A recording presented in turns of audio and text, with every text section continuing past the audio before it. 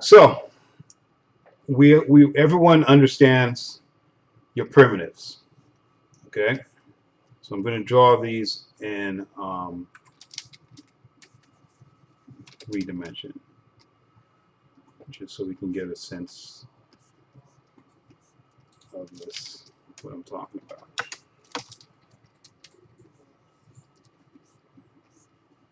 Oh, that's a horrible cylinder. Oh gosh, it feels like I'm drawing with a crayon for some reason.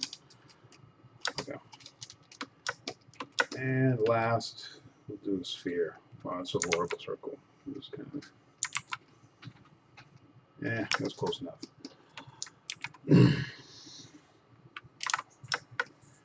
Okay, so this is how um, I'm gonna treat everyone almost like this is the basics. This is like everyone has never seen lighting before, so I'll treat it like that for like the first minute or two, and then after that I'll bump it up into a little bit more like a medium to advanced type of a class. Um, one second. So this entire session will only last an hour and a half. And here we go. So we understand our basic objects. So these are basic primitives. And let's say we have a light source. The light source would be like, let's say it's a lamp or a direction light. Okay, light is projecting in this direction. So this is what we're going to project this. This is the same light we're going to project for all of them. So I'll just kind of create something like this so we can see what sense it is. So understanding this, we know that obviously whatever is closest to the light is going to be bright, and whatever is furthest from the light, oh, that looks like a Klansman. Whatever is closest to the light is going to be bright. Whatever is over here is going to be dark.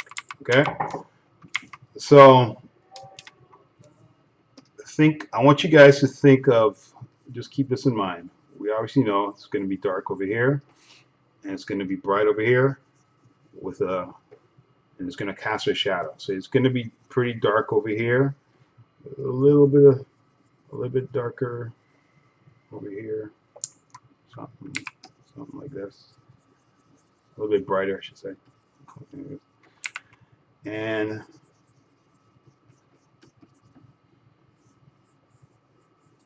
this is the basic understanding of what this light source, of how things would be shaded. Okay, and everything here would cast a shadow here on the side. So you'd have a ground shadow, you'd have a shadow over here on the side.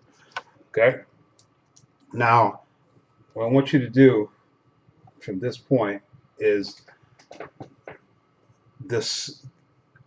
I'm going to use this as a base for cross hatching, and just for how do you use this when you're applying it to a muscle structure, or someone's arm, or someone's chest, or someone's head, or their legs that has multiple shapes within it.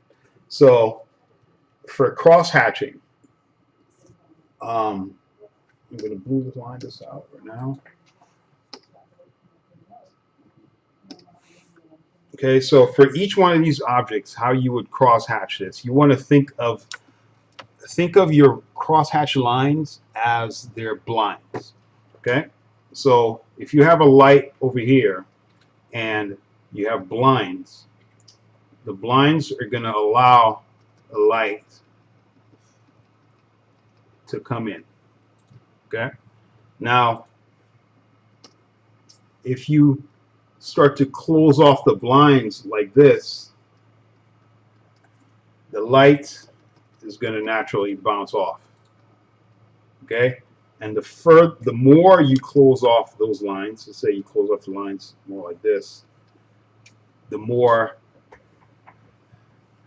of a reflection, the more of a deflection of the light that's going to happen. Meaning it's going to be less light in that area. So that's the thinking behind it. This is really super basic. It's kind of boring right now, but it's very much the thinking of this. This is how I want people to think about cross-hatching. Because a lot of people do cross-hatching, and it's pretty horrible, or it's not correct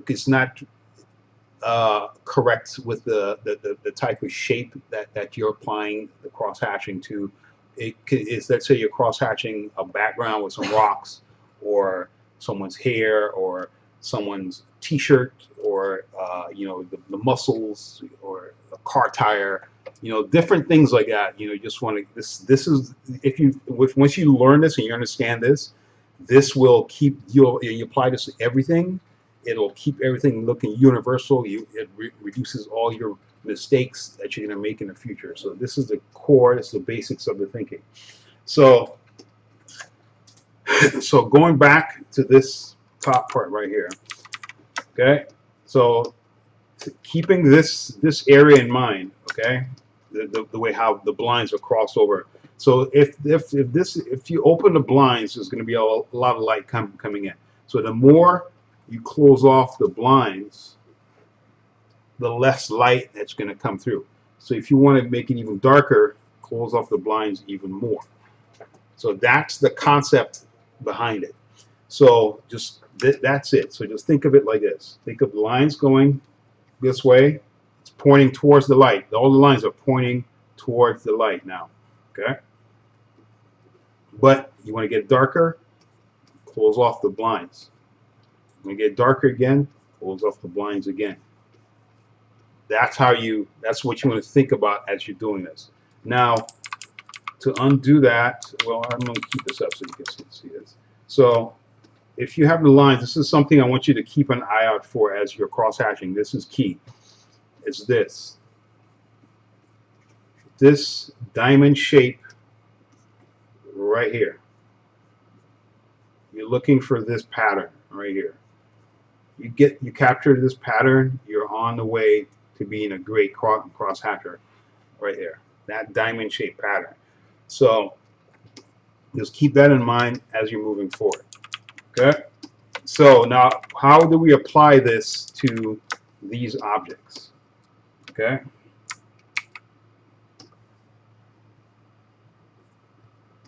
This is how you apply this to these objects.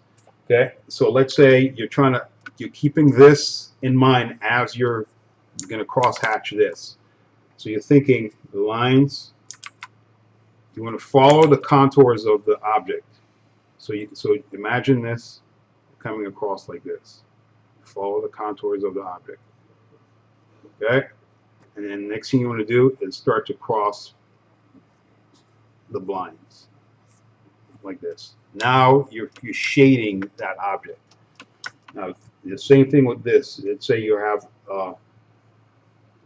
lines going towards the lights, and then on the back side you want to create something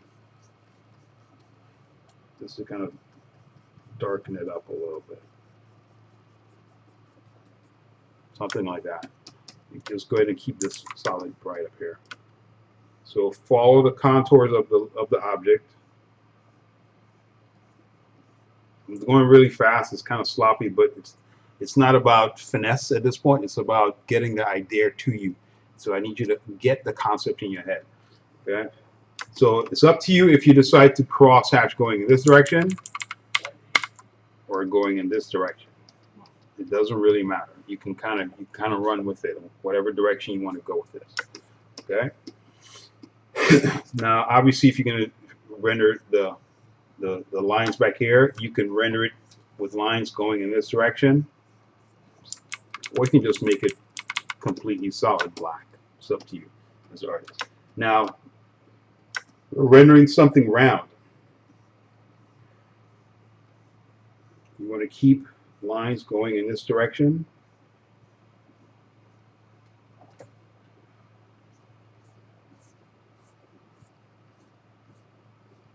That's one way of doing it right here.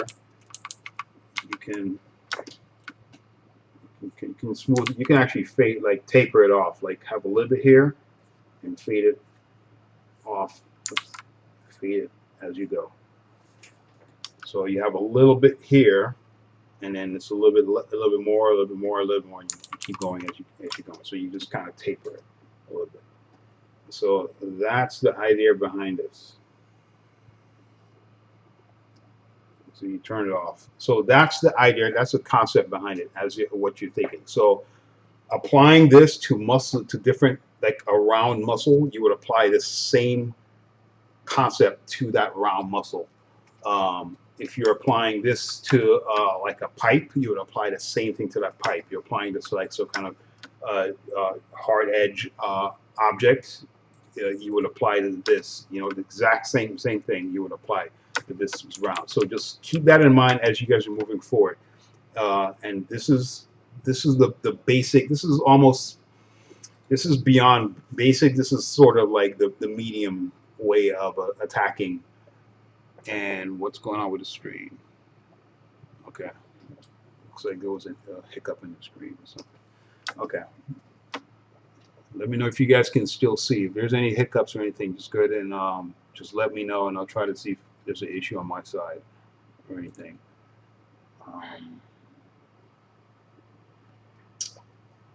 Okay, so knowing this, how do we apply this to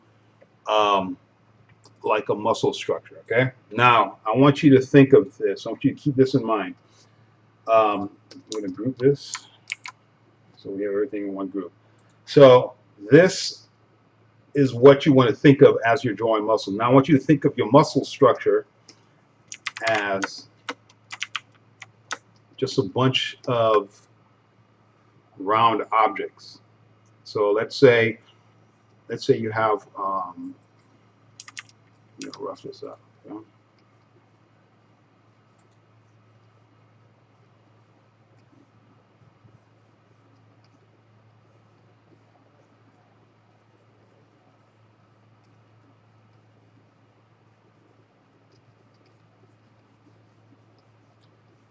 So this is really rough. Let me try and clean it up a little bit.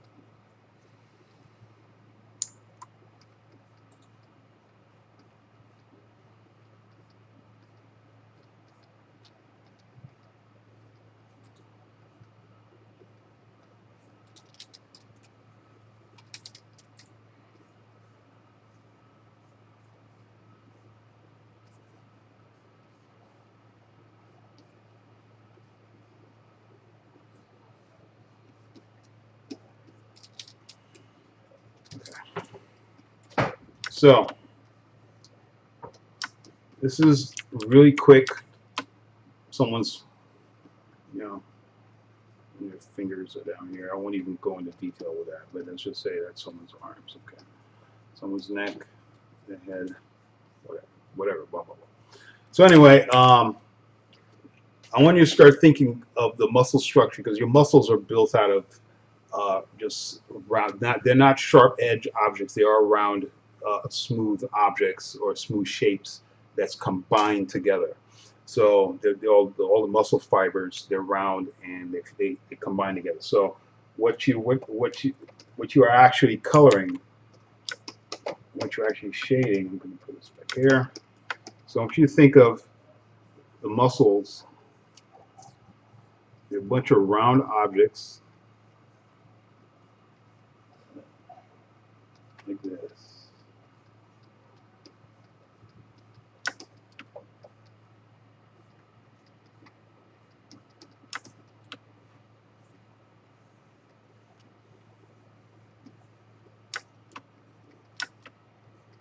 Okay, so what you're actually doing now. Now I showed you guys how to render a round object. Okay, and so you have a round object, and I showed you follow the light. Let's say the light is coming from. I'm going to render this one here. The light coming from up top, like this. So the light's coming from the top and shooting the light in this direction. Okay. So what you need is follow the contours of the muscle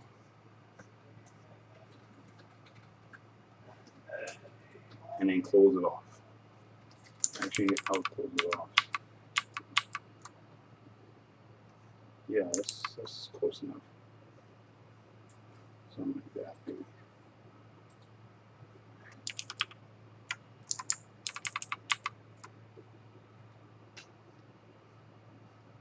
Yeah, like that. Actually, no, I'm going this direction. Yeah, that's better. Much better. So I'm going to apply this to, imagine if you had a bunch of these objects combined together like this. So all I'm doing is applying this exact same thing to all of this. So now I'm going to do some cross hatching with finesse.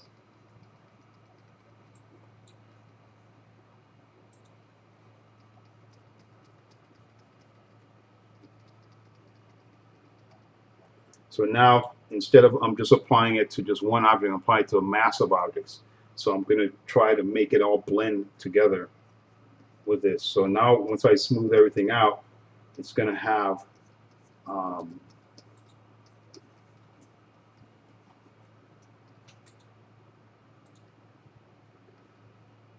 obviously these are the ones that's furthest away from the light, so I'm going to try to darken them a little bit.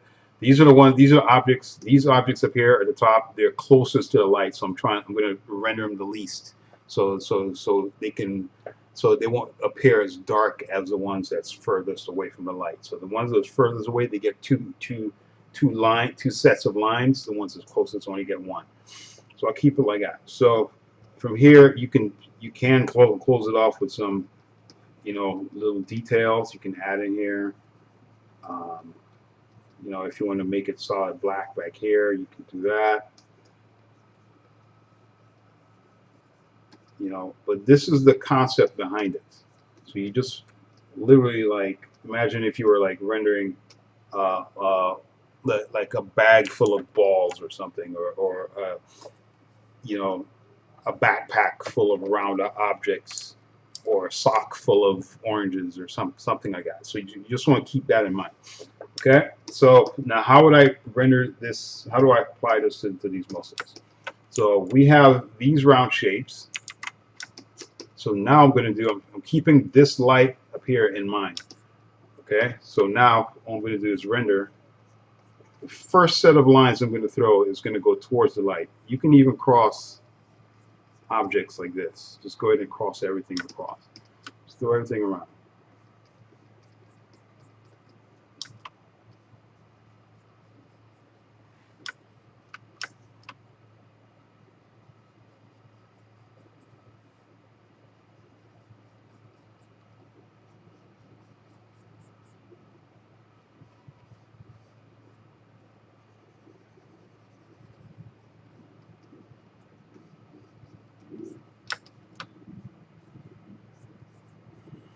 Now everything else, it's a combination of finesse, where you apply um, this rendering technique with the tiny details to bring the muscle structure out, meaning the tiny details on the inside, like all the little nicks and little scratches, or let's say you have a character with gloves or something, you know, you want to use all that's something you want to keep in mind as you're doing. Let's say he has gloves.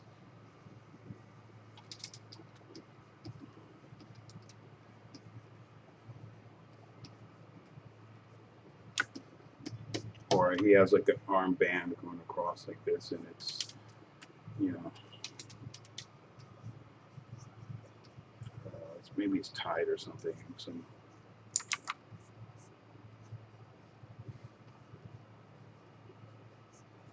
Whatever. He's bleeding. He has a giant cut on his arm. Okay, let's say, so now you have this first set instead of lines. You can always leave just the first set instead of lines, and you don't have to do the second one, because the less lines you put, the cleaner your piece looks. So if you absolutely don't have to put those second batch of lines, don't put it. You can leave it just like this, just with simple lines, and that's it. But always render towards the light. That will save you anything. If I'm rendering against the light, um, it's okay, but you would have to. There's a couple ways of doing it. The only time you would render away from or counter to the light, like say, if the light's coming in this direction, but you start rendering in this direction, it can work, but it would have to follow a specific flow of the muscle. Now I'm going to do it on this, on his chest right here. You could render towards the light, you could, okay? But this is another way I'm going to show you where you're actually rendering counter to the light, but you're going in this direction. But what I'm doing is I'm not fighting the muscle structure. I'm actually going with the muscles. The muscle has the chest muscle has this specific shape to it, so I'm going with it. I'm not fighting the muscle structure. But I can also close it off. So what I would close it off with is something like this. At the very top, I would just throw some lines here that's going in that direction. Or you can throw it like somewhere here, over here in this corner. Or let's say you wanted to, let's say you put it over here, but you can carry it through, but I would fade it. I would not, I wouldn't carry it all the way across like this. Then it starts to look weird. So this is one of the key things about drawing comics is leaving a small gap so that your reader, the person who's looking at your comics, looking at your art, let their mind and their brain fill in that gap. So, like if I'm drawing an eyeball, over here. I'm going to draw the whole eye like this, but at the very bottom, I'm just going to leave a tiny opening at the bottom. I won't fill in the entire thing. I'll just leave it open at the bottom like this. I won't fill it. So just leave this tiny little gap down here at the bottom. Let the person's mind, their mind's eye, fill in that gap for him. If you close it all the way, it starts to look too forced, and it's almost like it at some point when it actually go to rendering or final print, it can get muddy in certain areas. So just leave it a little bit small breathing room at the bottom of the eye. Let it breathe. The same thing with which is the same thing with inking, but I'll show you guys that on another screen. So this is the concept behind what I want you guys to think as you're rendering. Okay. So you keep this in mind as you're moving forward. All right. Now, let me see. What else can I? Questions I can answer for you guys. You want to answer some questions, Hannah? Do I want to answer some questions? Yeah, or you want to read some questions and then see where we can go. I'm going to start drawing. I actually scanned in a head, and I was going to show you guys something too. Something. It was a quick head I literally just sketched. But I don't think there's very many questions. There's not many questions. Yeah.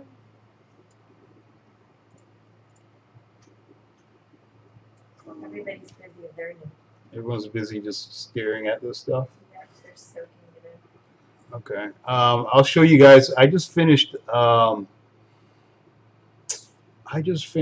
Batman piece. I'll show you guys this Wolverine piece right now. Let's see if I can open this up for you guys. This is one of my rough sketches that I just knocked out. And it wasn't a 5-minute sketch.